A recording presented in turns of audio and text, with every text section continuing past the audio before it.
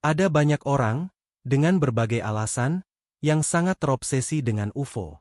Fenomena itu terjadi di mana-mana, termasuk di Brasil.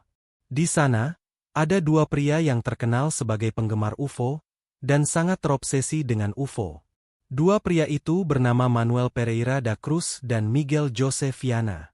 Mereka tinggal di sebuah kota bernama Campos dos Goitacazes, di Brasil. Mungkin kegemaran dan obsesi Manuel serta Miguel terhadap UFO hanya akan dianggap angin lalu, kalau saja tidak terjadi peristiwa apa-apa terkait mereka. Sayangnya, Manuel serta Miguel belakangan tewas secara misterius ketika sedang berusaha memburu UFO. Kasus kematian mereka bahkan lebih misterius dibanding kisah-kisah dalam novel detektif. Inilah kisah dan reportase selengkapnya. Dan selamat menyelami dunia misteri.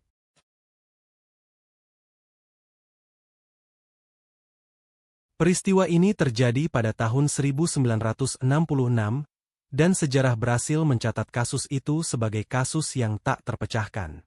Sampai kini, kasus kematian dua pria itu tak pernah terungkap. Dan dunia tak pernah tahu apa sebenarnya yang telah terjadi pada Manuel serta Miguel. Pada 17 Agustus 1966, Manuel serta Miguel pamit pada keluarga masing-masing untuk pergi keluar kota dengan tujuan membeli beberapa bahan elektronik. Dua pria itu sama-sama bekerja sebagai teknisi televisi, dan mereka memang sewaktu-waktu pergi keluar kota untuk mendapat berbagai peralatan atau bahan elektronik yang dibutuhkan terkait pekerjaan. Karenanya keluarga mereka tidak punya kecurigaan apapun. Berdasarkan kesaksian yang belakangan dikumpulkan, Manuel serta Miguel naik bus, dan tiba di kota Niterói pada pukul 14.30.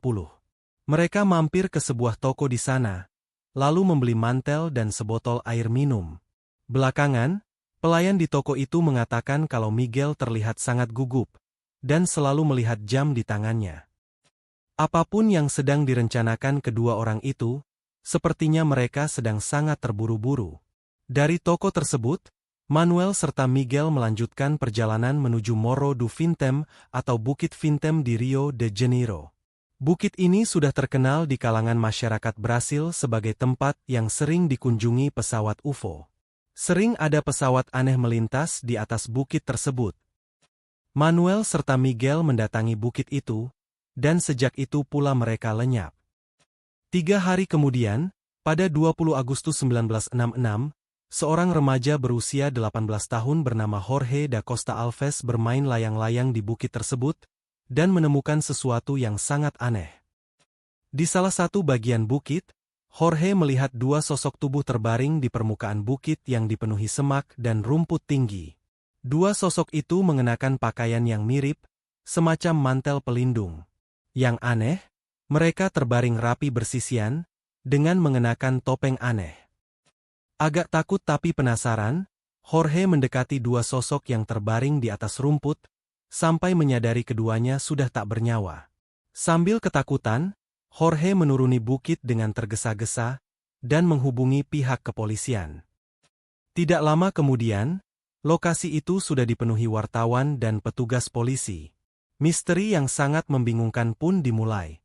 Siapa dua orang yang tewas itu mungkin mudah diketahui, karena ada kartu identitas yang ditemukan bersama mereka. Tapi apa yang telah menyebabkan mereka tewas di sana?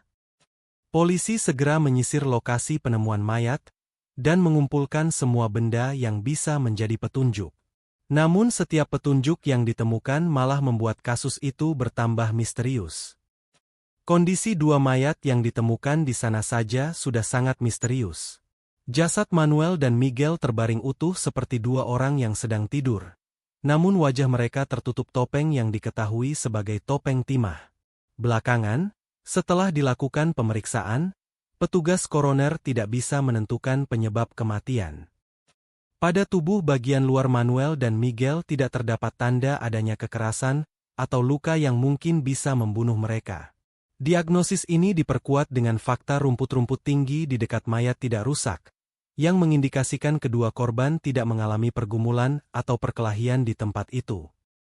Sedangkan pada tubuh bagian dalam, para petugas tidak bisa mengambil kesimpulan apapun, karena organ-organ tubuh korban telah membusuk akibat proses otopsi yang terlambat.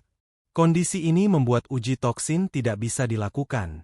Jadi kita tidak tahu pasti apakah ada bahan beracun yang diminum oleh keduanya.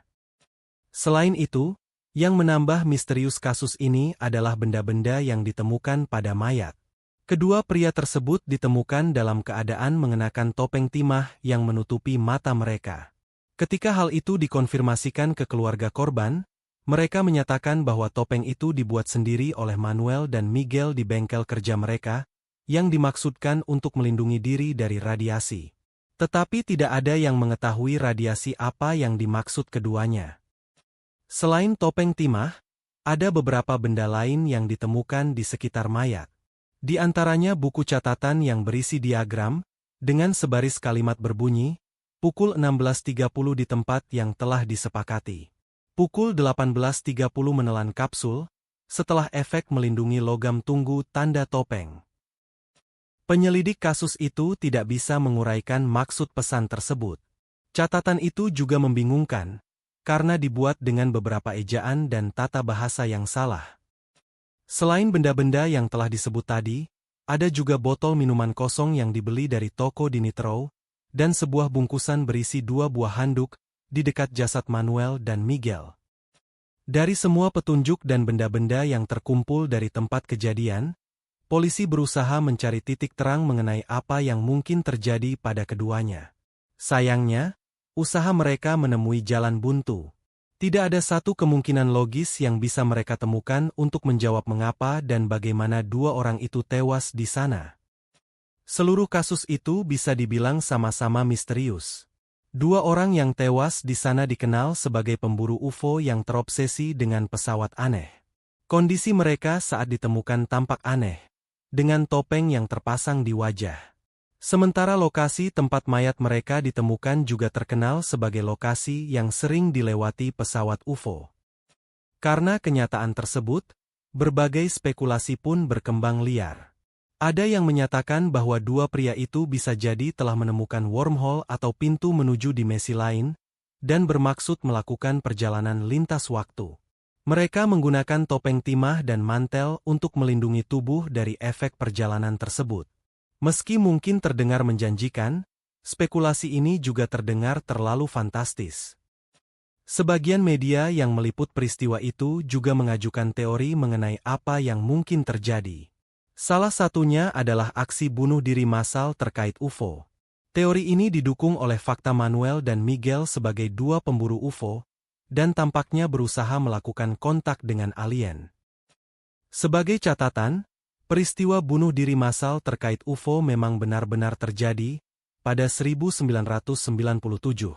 Waktu itu, 39 anggota sekte Heaven's Gate melakukan bunuh diri massal untuk menyambut kedatangan UFO, yang dipercaya akan datang mengikuti komet Hale-Bopp. Para anggota sekte melakukan bunuh diri dengan meminum sianida dan arsenik. Namun mereka tidak menggunakan topeng timah, melainkan hanya menutupi wajah dengan kain hitam. Meski begitu, kemungkinan Manuel dan Miguel melakukan bunuh diri di sana terbantah oleh fakta-fakta lain yang menyangkal kemungkinan itu. Berdasarkan kesaksian yang dikumpulkan, ketika Manuel dan Miguel mampir ke toko untuk membeli mantel dan air minum di Nitro, keduanya menandatangani faktur yang mensyaratkan mereka untuk mengembalikan botol minuman yang dibeli, supaya mendapat diskon. Kenyataan ini tidak memperlihatkan mereka seperti orang yang berniat bunuh diri. Selain itu, keduanya ternyata membeli beberapa komponen elektrik, yang dipercaya akan digunakan untuk pekerjaan mereka dalam urusan reparasi televisi. Jika mereka berniat bunuh diri, tentu tidak akan merepotkan diri membeli barang-barang tersebut. Teori lain menyebutkan, Manuel dan Miguel mungkin telah dipancing untuk datang ke tempat itu oleh pihak ketiga, yang ingin merampok mereka. Sampai di sana, keduanya dibunuh orang tersebut. Kesimpulan ini diambil karena ditemukannya catatan yang memiliki kesalahan tata bahasa dan ejaan. Bisa jadi, catatan itu didiktekan si perampok untuk menciptakan kesan bunuh diri. Lagi pula, sejumlah uang yang dibawa mereka ke bukit itu memang hilang. Tetapi, sekali lagi, kalau itu adalah kematian akibat perbuatan jahat, apa penyebabnya? Apa yang telah menyebabkan kematian mereka? Mengapa tidak ada tanda-tanda perlawanan sedikit pun? Teori berikutnya, yang paling populer, Manuel dan Miguel berusaha mengadakan kontak dengan alien dan berhasil melakukannya. Walaupun mungkin terdengar mengada-ada, teori ini paling populer di antara teori-teori lainnya. Kedua pria itu dikenal sangat terobsesi dengan UFO. Mereka meneliti kisah-kisah penampakan UFO dengan ekstensif, bahkan membangun laboratorium untuk tujuan tersebut. Selain itu, Bukit Fintem terkenal sebagai lokasi yang sering mendapat kunjungan UFO. Para penduduk sekitar bukit sering menyaksikan pesawat aneh melayang di dekat sana. Apakah Manuel dan Miguel sedang menunggu kedatangan pesawat alien? Apakah topeng timah yang mereka pakai untuk melindungi dari radiasi pesawat UFO? Kalau begitu, apa guna dua handuk yang ditemukan bersama mereka? Di atas semuanya, apa yang telah menyebabkan kematian mereka? Apakah mereka menemukan pesawat alien yang kemudian menembakkan sinar misterius, yang seketika mencabut nyawa keduanya? Pertanyaan-pertanyaan itu tak pernah terjawab, dan tampaknya tidak akan pernah terjawab. Kenyataannya, sampai sekarang pihak kepolisian Brasil tak pernah mampu menjelaskan kasus itu atau menerangkan apa yang mungkin terjadi di sana. Kini, setelah puluhan tahun telah lewat, kasus itu masih membeku di antara tumpukan dokumen kasus misterius yang tidak atau belum terungkap. Beberapa tahun kemudian, Jacques Vallée menulis buku berjudul Confrontations, yang berisi hasil penyelidikannya terkait kasus kematian Manuel dan Miguel di Bukit Fintem. Berdasarkan penyelidikan yang dilakukan, Jacques Vallée menemukan fakta lain yang sangat aneh. Rumput-rumput di tempat penemuan dua mayat itu tidak pernah tumbuh lagi sejak peristiwa tersebut. Tampaknya, hingga beberapa tahun mendatang, kasus ini masih akan membingungkan. Jangan lupa like, komen, share dan subscribe, agar tidak ketinggalan kisah-kisah misteri lain di channel ini. Sampai jumpa di kisah berikutnya.